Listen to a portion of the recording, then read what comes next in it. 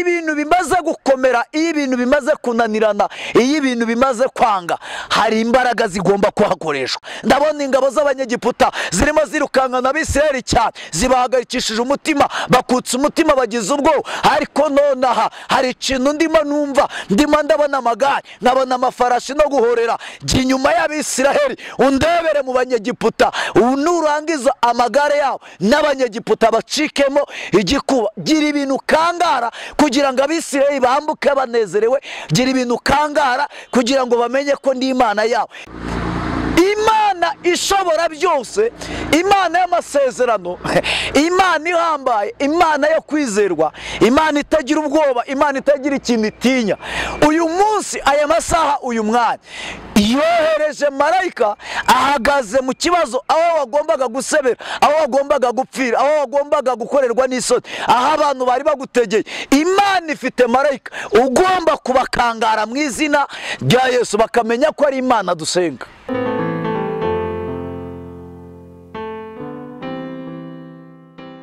Turabasuje mwese mu izina rya Yesu Kristo wa Nazareti. Abantu badukurikiranye ku Nzira y'Ijuru TV, Imana ibahe umugisha kandi umwuka w'Imana akomeze kubagenderera. Mukomeze muhirwe, mukomeze mubone Imana, mukomeze mugende muhura n'imirimo n'ibitangaza by'Imana yagambiriye gukora ku buzima bwanyu. Haleluya. Dufite Imana ijye dutabara, dufite Imana ijye turwanirira, dufite Imana ijye tuneshereza, dufite Imana ijye tugarukaho. Izina rye rikomeze guhabwa icyubahiro. Tunejejwe n'Imana mu mutima rero ko uyu munsi Imana ngiye kutugirira icyizere cyo kugaragara ku Nzira y'Ijuru TV. Imana ibahe umugisha. Mwese aho muherereye, uri mu kazi kawe, hirya no hino aho uherereye, Imana iguhe umugisha. Tugiye gusenga Imana mbere yo gutangira, hanyuma mbibwira dusoma n'ijambo ry'Imana. Imana ikomeze kubana natwe. Data, mu izina rya Yesu Kristo turagushimiye ko ushobora byose, tugushimiye kuri Imana iri hejuru y'amajuru, tugushimiye ko ariho ugira icyo urema kandi ukagikomeza. Tukweretse uyu mwanya mwiza w'ijambo ryawe, tugiye kuganiriza ubwoko bwawe, turagira ngo ubane natwe, tugirire neza kandi twambike imbaraga n'amavuta mu izina rya Yesu Kristo. Amen. Mazina n'Uwineza Faustin. Nongeye kunezererwa Imana kuba ndi hano no gushimira Imana kuba ndi hano. Imana ikomeze gushyirwa hejuru. Tujye gusoma igitabo cy'Itangiriro twihuse, hanyuma igitabo cy'Itangiriro ibice 31, igice cyaho ni cya 31, turasoma n'umurongo wa 40 n'uwa 42. Imana ikomeze guhabwa icyubahiro ku bwacu mu izina rya Yesu. Turasoma Itangiriro ibice 31, turasoma umurongo wa 41 n'uwa 42. Imana iduhana umugisha. Aravuze ngo iyo myaka uko ari 20 nabaga iwawe, nagutendeyeho abakobwa bawe bombi imyaka 14, mara imyaka 6 nkorera umukumbi wahinduye ibihembo byanjye inshuro 10. Ndawusubiramo. Iyo myaka uko ari 20 nabaga iwawe, nagutendeyeho abakobwa bawe bombi imyaka 14, mara imyaka 6 nkorera umukumbi wawe, nkorera umukumbi wahinduye ibihembo byanjye inshuro 10. 42. Iyaba Imana ya data, Imana ya Aburahamu, iyo Isaka yubaha itabanye nanjye, nuba warabuze kunsezerera ntacyo mfite. Imana yabonye kugirirwa nabi kwanjye n'umuruho w'amaboko yanjye, iri joro ryakeye iragukangara. Amen. Reka dusubiramo uyu murongo wa 42 kugira ngo tubashe gufashwa neza. Haravuze ngo iyaba Imana ya data, Imana ya Aburahamu, iyo Isaka yubaha itabanye nanjye, nuba warabuze kunsezerera ntacyo mfite. Imana yabonye kugirirwa nabi kwanjye n'umuruho w'amaboko yanjye, iri joro ryakeye iragukangara. Amen. dushimiye Imana mu izina rya Yesu Kristo ko Imana ishobora byose, ko Imana irema, ko Imana ikora imirimo n'ibitangaza, kandi ko ari ihindura ibyanze guhinduka. Uyu munsi wa none tugiye kuvuga intego y'iri jambo, iravuga ngo Imana igira ibintu ikangara ku buzima bwawe. Imana igira ibintu ikangara, byanze bikunze burya yabikangara kandi bikamenya ko ari Imana ibikangaye. Izina ry'Imana rirabwa icyubahiro. Ndumva hari ibintu bishobora gutuma Imana yakururuka bikayitera kwikangara. Ibyo bintu birahari, turabifite, biratwugarije, birahari, bitumereye nabi. Ariko uyu munsi haje ubuhanuzi buvuga ngo Imana imanuwe no kugira ibintu ikangara ku buzima bwawe. Byanze bikunze biraza kumva ko ari Imana ibikangaye. Dusomye ijambo ry'Imana mu gitabo cy'Itangiriro ibice 31 hereye ku murongo waho wa 41 kumanuka n'uwa 42. Iki ni igihe cy'umugabo bita Yakobo, kandi Yakobo hari impamvu itumye yandika aya magambo, hari ikintu gitumye iri jambo riza rigatuma abivuga kugira ngo bamenye ko Imana ari igira ibintu ikangara. Uyu mwana Yakobo yakoreye Labani imyaka igera muri 14 amutendeyeho abakobwa be bombi. Yabanje gukunda Rasheli, biba ngombwa ko akora imyaka 7, ariko sebukwe arangije ngo aramuhindurira, amuha ibinyuranye n'ibyo yakoreye. Aravuga ngo noneho rero na iwacu mu muryango w'iwacu ntabwo tujya dushingira umukobwa umutoya umukuru ari mu rugo. Ntabwo iwacu ibyo bihaba. Tubanza tugashingira umukuru, tukabona gushingira umukobwa mutoya. Bivuze ngo umutoya yari Rasheli, umukuru yari Leya. Bivuze ngo Yakobo aza gukunda Rasheli ariko nigera akunda Leya. Biba ngombwa ko baza kugirana n'andi masezerano yuko imikumbi nizajya ibyara. Hari izigomba kubyarira Yakobo, hari n'izigomba kubyarira sebukwe Labani. Ariko ngo umwaka wa mbere ngo ya mikumbi ibyarira Yakobo zose, ubugondo bwose Yakobo, intama zose zibyarira Yakobo. Ngo umwaka wa kabiri, umwaka wa gatatu, umwaka wa kane, wa gatanu, wa gatandatu, ngo sebukwe agenda ahindura ibihembo, avuga ati uyu munsi ntago bigikunze, ejo ntago bigikunze, ejo ntago bigikunze, ejo ntago bigikunze. Mwaka wa mbere, uwa kabiri, uwa gatatu, uwa kane, uwa gatanu. Ngo biba ngombwa ko amutendera indi myaka, yuzura imyaka 6. Yakobo asigariraho nta kintu afite na kimwe. Ariko ngo arongera afata undi mukobwa Leya, nawe amutendera indi myaka 7, iba 14. Biravuze ngo Yakobo arangije ari mu mwanya wo kumva icyo Imana yakoze, aramubwira ngo nagukoreye imyaka 20 uhindura ibihembo byanjye. Bivuze ngo ibyo yakoreraga, ibyo yizeraga kagomba guhabwa, ibyo yakoreraga ntago ari byo yahabwaga. Haleluya. Sebukwe yagendaga anyuranya ahindura ibihembo by'ibyo yagize gute, yamwemereye kuzamuhemba. Ariko uyu mugabo Yakobo aravuga ngo nubwo bimeze bike, intego yanjye ntago ngomba gupfa kucyo nagize gute, niyemeje kucyo narahiriye ngomba kukibona byanze bikunze. Haleluya. Hanyuma uyu mugabo biza kuba ngombwa akaza kwifatira umwanzuro wo kuza gutegura uburyo bw'urugendo rwe.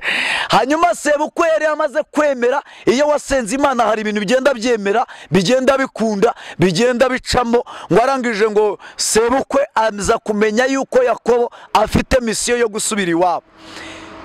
Wibuke ajya kuva yavuye yahunga mwene se kubw'impamvu z'umugisha Yakobo yari yagize gute, yajyanye. Baravuga ati rero ntago ngomba guminaha, kandi igihe cyo gusubira iwacu kigize gute, kigeze. Ngo sebukwe afata umwanzuro wo kumunyaga buri kintu icyo ari cyo cyose, ibyo yamuhaye byose, uhereye ku bakobwa yamuhaye, uhereye ku mashyo, uhereye ku buzukuru, byose. Aravuga ati nta kintu Yakobo agomba gusubira iwabo. Uko yaje ni nako agomba kugenda. Izina ry'Imana rihabwa icyubahiro. Ibyo bintu ngo bibabaza Imana iri mu ijuru. Irangije ngo ifata umwanzuro ngo yohereza marayika iryo joro, buri buke Yakobo agahaguruka akagenda. Ngo yohereza marayika ngo arazagera kwa sebukwe Labani. Bibiliya iravuze ngo marayika aramubwira ngo ntugire ijambo abe rimwe, abigiza abikibi, nta kintu wemerewe kuvana mu kanwa kawe ubwira Yakobo gishobora gutuma Yakobo yiheba, gishobora gutuma Yakobo yiganyira, gishobora gutuma Yakobo ababara. Bibiliya iravuga ngo Labani ngo bukeye mu gitondo araza avugana nande na Yakobo. Yakobo ngarebye sebukwe, atekereje amateka ye, atekereje uburyo yagiye anyuranye ibihembo bye imyaka ikarinda iba 20, atekereje umubabaro n'agahinda yagiriye aho ngaho, aravuga ati ntabwo yari Labani uri kuvuga. Labani si uri kuvuga ibi bintu, ntabwo uyu mutima Labani ugira, databukwe nawe agira, ahubwo ngizishurirwa nanjye nderetswe. Aramubwira ngo iri joro Imana yohereje, iyaba Imana ya data, Imana ya Aburahamu, Imana ya Isaka iyo yakoreraga itohereje marayika iri joro ngo agukangare, wari kunsezerera amaramasa. Iyaba Imana ya data, Imana ya Aburahamu, Imana ya Isaka atariyo yohereje marayika ngaze iri joro agukangare,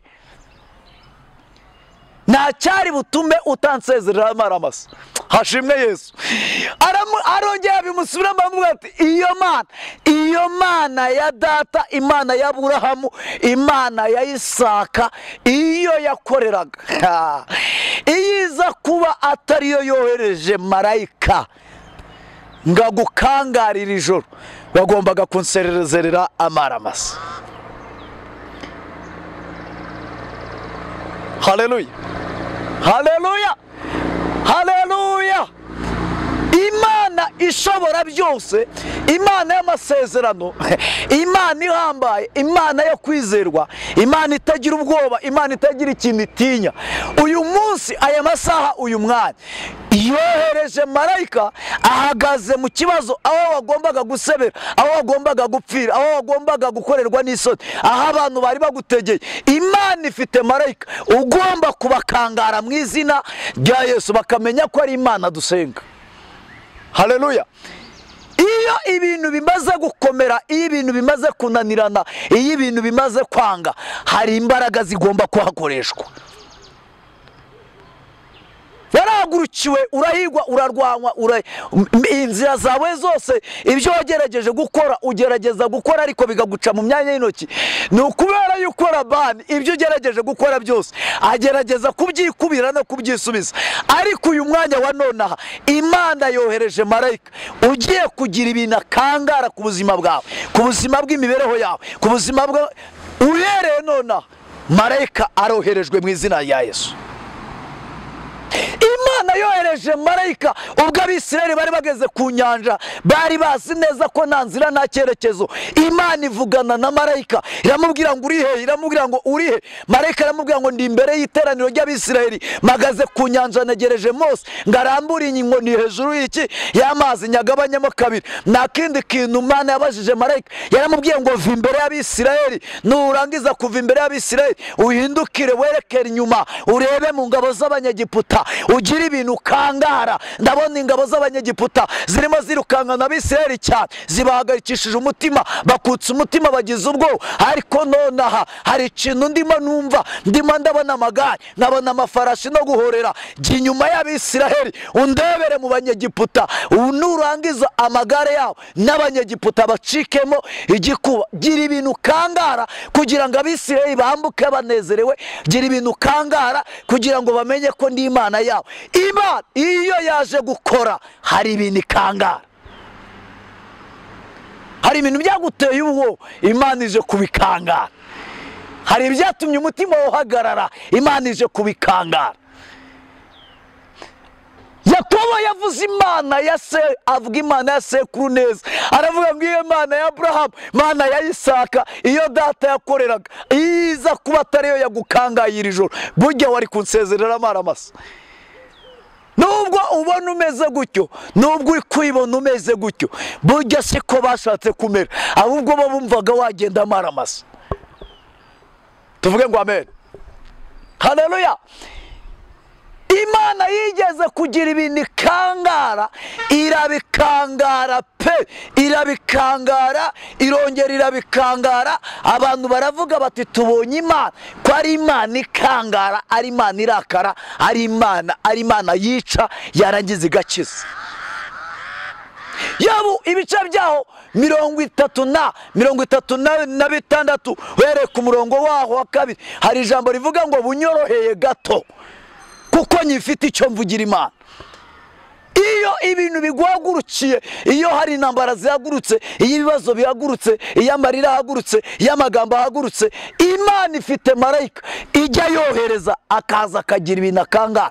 Niko byagendekeye Petero ari mu nzu y'imbohe, ubwo Herode yari yamufashe aramufata amushyira mu nzu y'imbohe ngo azamushyire abantu ngo iminsi mikuru ya Pasika ishize. Ariko Mana, Bibiliya ivuga ijambo rikomeye, iravuga ngo nuko Imana ngo iryo joro yohereza marayika ngo araza agera aho Petero akingiraniwe, ahera ku barinzi arabakangara ngo bagwe igihumure barasinzira.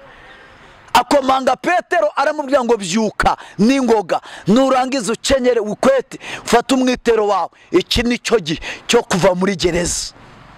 Sinajya Imana arabwa icubahiro. Imana igira ibintu ikangara, ijya ibikangara abantu bakamenya ko ariyo yabikangaye. Umwami ngo buke mu gitondo ashatse Petero aramubura, arangije abajije abarinzi arababwira ngo twabonye umucyo, duheruka tubona umucyo, twese tugwa igihumure twikubita hasi, ntabwo tuzi uko byagenze. Ijuru rigira ibintu birikangara ku buzima bwawe. Mu gihugu cy'u Rwanda Imana igira ibintu ikangara, aho uherereye ariho hose Imana igira ibintu ikangara. Mu kazi kawe Imana igira ibintu ikangara, mu rugo rwawe Imana igira ibintu ikangara.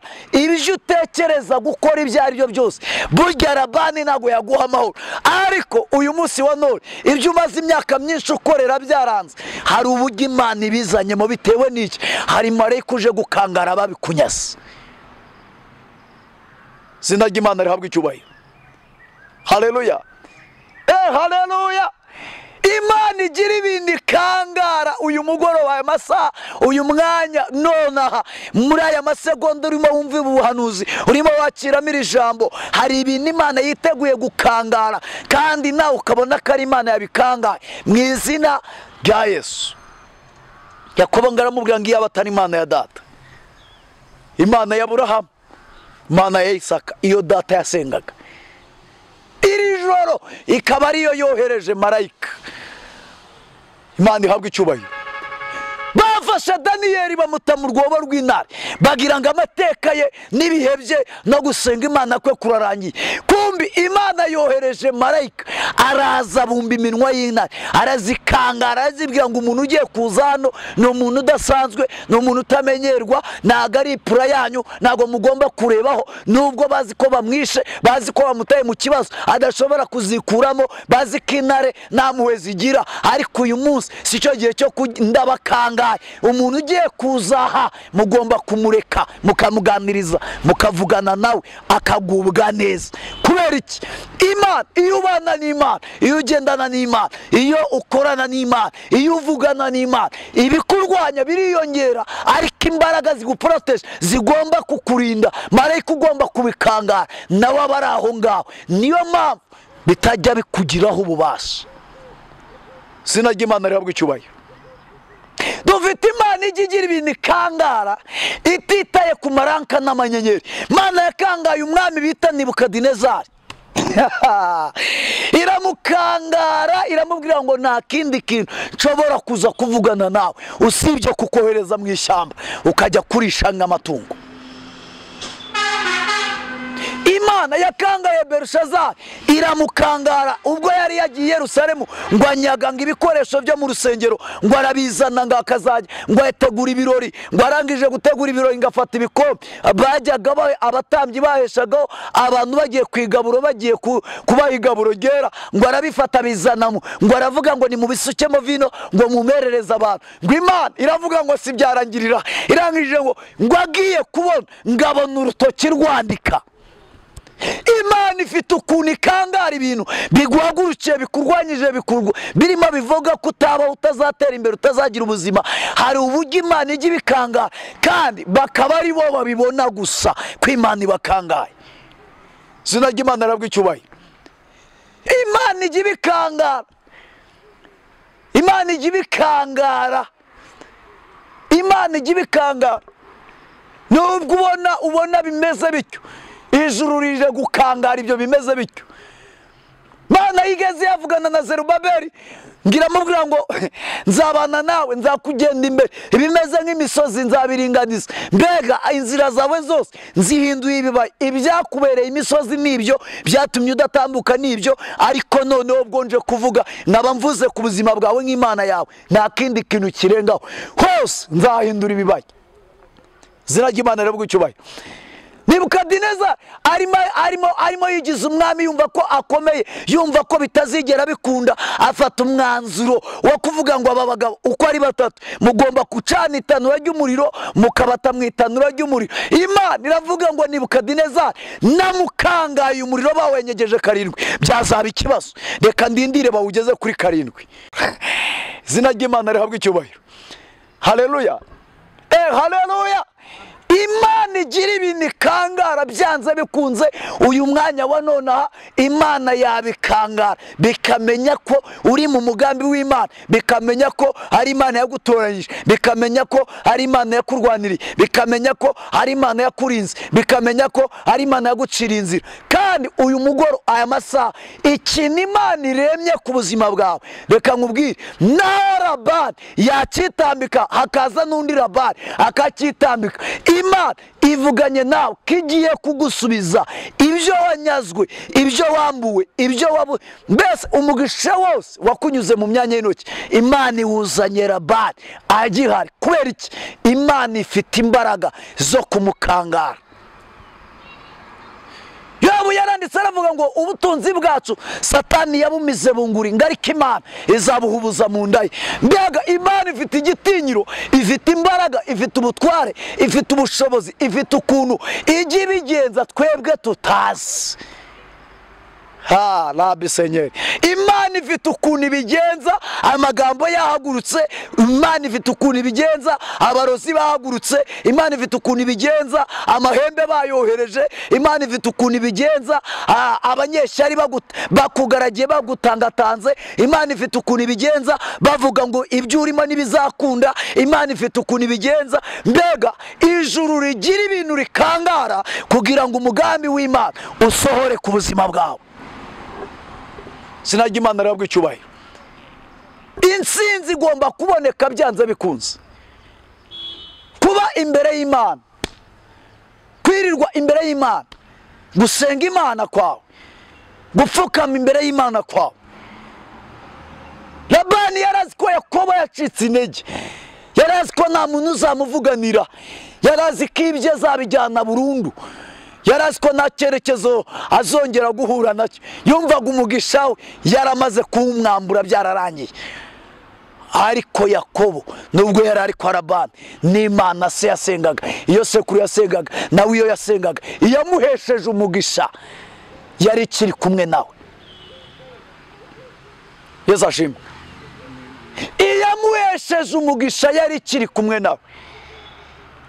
Imana iyo yamaze kugira ibintu ikangara, aho waba uherereye aho ariho hose, barakureba bakakwitegereza bakavuga ngo uyu muntu afite igitinyiro cy'Imana. Haleluya. Bakavuga bati uyu muntu yasenze Imana, baravuga bati uyu muntu yubashye Imana. Iyo wubashye Imana, naho ibyawe babitwara umwaka wa mbere, bakabitwara umwaka wa kabiri, bakabitwara umwaka wa gatatu, uwa kane, uwa gatanu, Imana ku mwaka wa gatandatu, Bibiliya narayisomye irambwira ngo dufite gikurikirana. Nubwo abantu bakuvaho, ijuru riracyagukurikirana. Nubwo imiryango yakuvaho, ijuru riracyagukurikirana. N'abantu bagutera umugongo, ijuru riracyagukurikirana. Nubwo abantu babona ko umugisha wawe nawe ugihari, ijuru riracyagukurikirana. Haleluya. Hanyuma y'ibyakubayeho, biri ukomeje ugasoma ukigira hepfo gatoya, hari amagambo avuga ngo nuko Labani ngo ahita abwira abagaragara babwira ngo nimutegure ibirori, mutegure ibirori. Ndumva nshaka gusangira na Yakobo n'abakobwa banjye n'abuzukuru banjye, n'abahesha umugisha nk'abasezerera. Imana ihabwa icyubahiro. Umugaragu na shebuja ku meza, umugaragu na shebuja ku meza, umugaragu na shebuja ku meza, umwami n'umugaragu we ku meza. Ibintu bidashoboka. Iyo Imana yaje, iyo Imana ije gukora, iyo ijuru ryamaze gukinguka, muricarana ku meza. Haleluya. iyo Imana yamanutse yaje gukora ku buzima bwawe, mwicarana ku meza. Mwaba aravuga ngo nubwo shebuja aravuga ngo nubwo bidashoboka, sebukuru aravuga ngo nubwo bidashoboka, nubwo bitari byemewe. Harangije avuga ijambo rikomeye, aravuga ngo ibi bintu bibereye iki gicaniro kizabe ibihamya byuko nuramuka hagize umwe muri twe uzahemukira undi, Uwiteka azabimubaza. Haleluya. Hanyuma yuko yari yagambiriye kumunyaga, hanyuma yuko yari yagambiriye kumusezerera amaramasa, aramubwiye ngo noneho nyemerera jye nawe tugirane isezerano. Birimo kumvikana, tugirane isezerano imbere y'abahamya benshi y'iki gicaniro yuko Uwiteka ari we uzatubera umuhamya, ubwo hazagira utandukira hagati yanjye nawe akica isezerano, Uwiteka azabimubaza. Yakobo nk'umuntu wasenze Imana, Yakobo nk'umuntu uzi icyo Imana yamuvuzeho, uzi umugisha afite, uburemere ufite n'imbaraga ufite, aramubwira ngo kuri jye nta kibazo, ahubwo marayika wagusanze akagukangara ashobora kuba gihagaze hano. Yakobo ngo aramubwira ngo burya twakemera ibyo bintu bikaba ibihamya, bikandikwa yuko ibyo bintu Labani ari ubivuze. Umugaragu na shebuja barimo baraterana amagambo, barimo baraganira.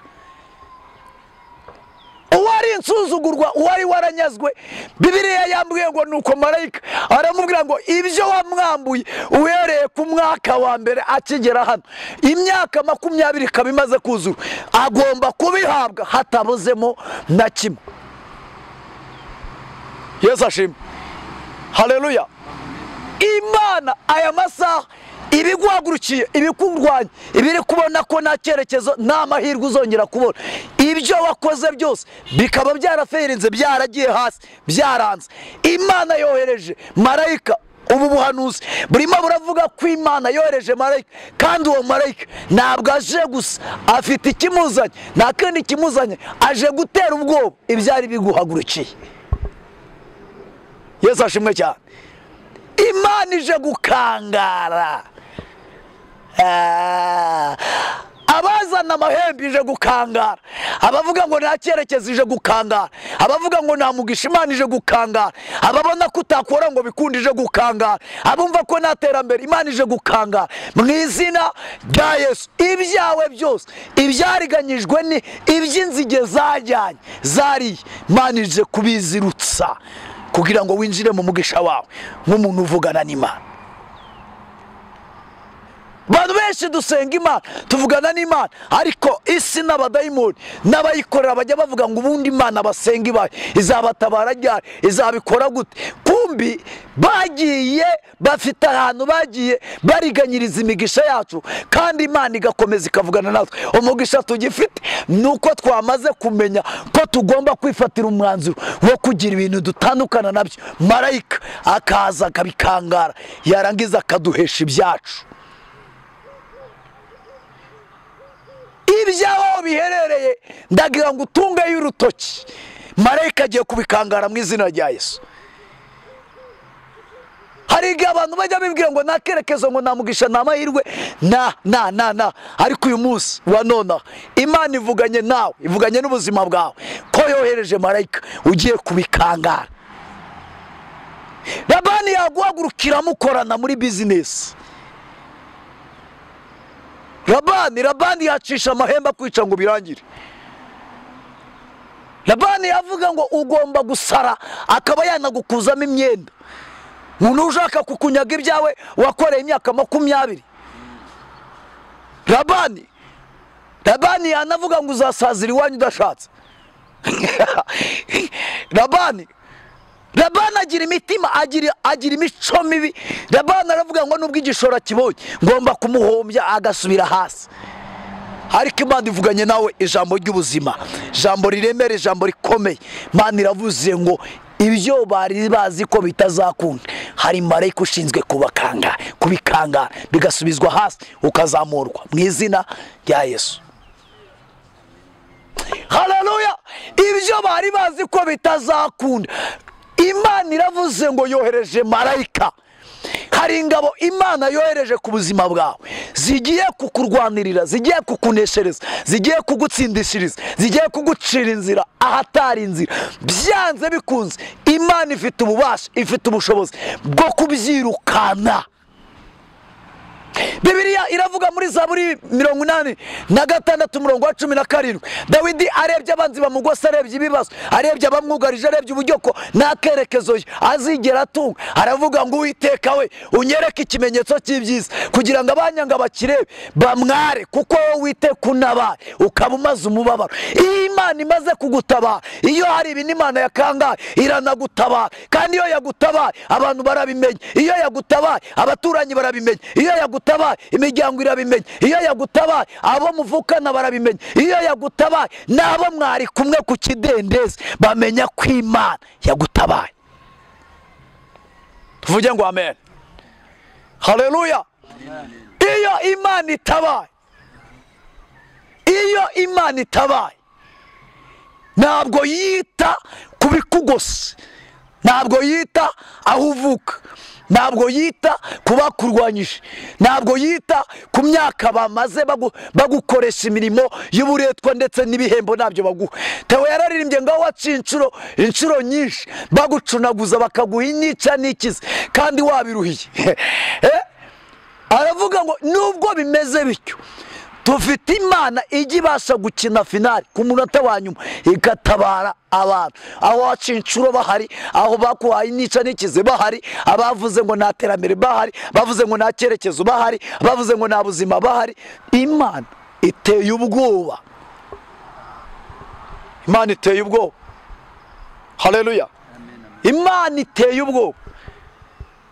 Hari ibintu Imana igiye gukangara ku buzima bwawe, hari ibintu Imana igiye gukangara mu rugo rwawe, hari ibintu Imana igiye gukangara mu kazi kawe, hari ibintu Imana igiye gukangara ukorera, hari ibintu Imana igiye gukangara rera siragra, hari ibintu Imana ikangaye none aha ngaha. Byanze bikunze nonaha ndimo ndumva imbaraga zo gutabarwa, ndimo ndumva imbaraga zo kurengerwa, ndimo ndumva imbaraga zo gushyirwa hejuru, ndimo ndumva imbaraga zo kuzamurwa, ndimo ndumva imbaraga zo gutsindishirizwa, ndimo ndumva imbaraga zo kunesherezwa. Ndimo ndabona Imana igiye gukora imirimo n'ibitangaza, kandi ingabo Imana yohereje ntawe uzigera yongera kuvuga ngo nta buzima, nta cyerekezo, nta mahirwe. Kubera iki? Imana ingabo yohereje nizizanye ibyo wabuze.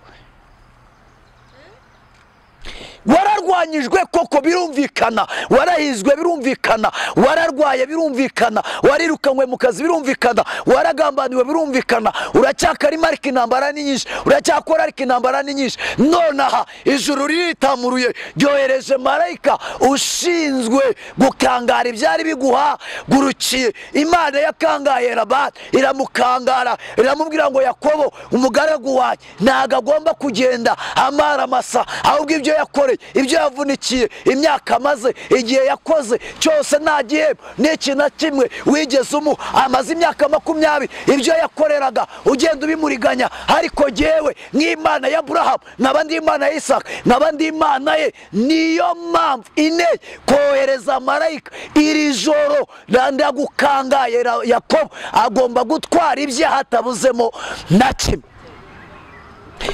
Imana yabikora, lezala wigra.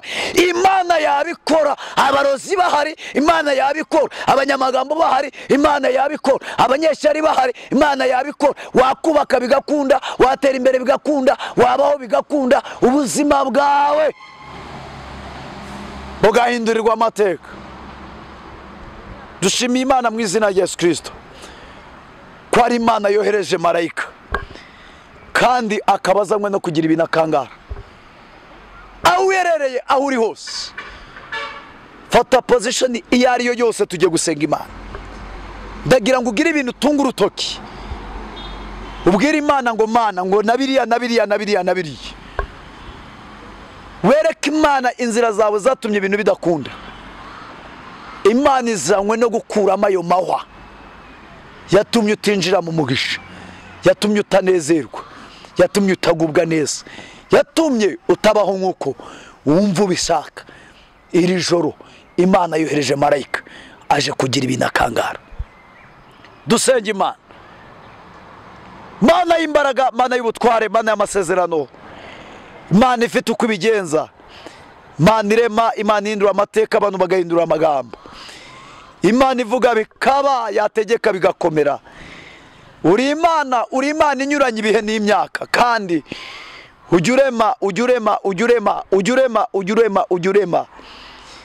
Waburanye Yakobo uburana n'ibye, wohereza marayika agira ibintu akangara. Twakiriye imbaraga zikomeye, imbaraga zihambaye zuko hari ibyo ukangaye muri uku kwezi kwa gatatu, ko hari ibintu ukangaye, kandi buri muntu wese umwinjije mu mugisha we mu izina rya Yesu Kristo wa Nazareti, amen. Umvishe uyu mwanya ijambo ry'Imana, ukaba unejejwe naryo, ukaba ufashijwe naryo, ukaba ukeneye kwakira Yesu n'umwami n'umukiza w'ubugingo bwawe. Kandi koko hariho umugabo umwe wasanze Yesu Kristo, uwo bitaga Nikodemo, amubwira amagambo akomeye, aramubwira ngo nkeneye kumenya ko numva ngo umuntu utabyawe bwa kabiri ngo byagenda bite. Yesu aramubwira ngo umuntu utabyawe n'amazi n'umwuka wera ntabwo azinjira mu bwami bw'Imana. Niyo mpamvu uyu munsi wa none ahangaha ushobora kumvisha ijambo, ariko ijambo rijya rigira aho ryubakira. Ndagira ngo wumvishe ko ugomba kwakira Yesu n'umwami n'umukiza w'ubugingo bwawe, ufatanye nanjye kwatura, usubira muri ano magambo, hanyuma ngusengera Imana ngufashe. Hanyuma numara kumva ko umaze kwakira, umaze kumva hari imbaraga yindi imaze kuza muri wowe, hari insengero zitandukanye ziri hafi yawe wakinjiramo ugakoreramo umurimo w'Imana. Waramya, wahimbaza Imana, waba umubwiriza butumwa bwiza, waba umuhanuzi w'Imana, wakora imirimo yindi n'ubudiyakoni, umurimo w'Imana ukagukira muri wowe, ubwami bw'Imana nawe ukabwamamaza, izina ry'Imana rigahabwa icyubahiro. Subiramo muri aya magambo uvuge ngo Mwami Yesu, uyu munsi nyimara kumva ijambo ryawe, mfashe umwanzuro wo kugukorera no kugukiranukira.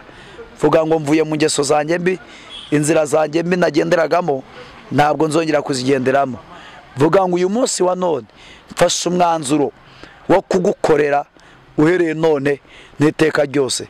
Vuga ngo ndinde gusubira inyuma, ndinde gucogora byankura mu nzira yawe, ubikubite ubikure mu nzira zawe, kubera yuko ngukoreye kandi nemeye kugukorera iteka ryose mu izina rya Yesu, amen. Reka ngusengera Imana. Mana ikomeye, Imana y'amasezerano, uyu muntu wawe umaze kumva ijambo ryawe atsinzwe n'urubanza rw'uko biri ngombwa akagomba kugutunga muri we, akakira Yesu n'umwami n'umukiza. Kandi Yohana wa mbere yaranditse umurongo wa 10 ibice 5 umurongo wa 12 aravuga ngo umuntu ufite uwo mwana ari nawe ufite ubugingo, ngo ariko umuntu udafite umwana nta n'ubugingo afite.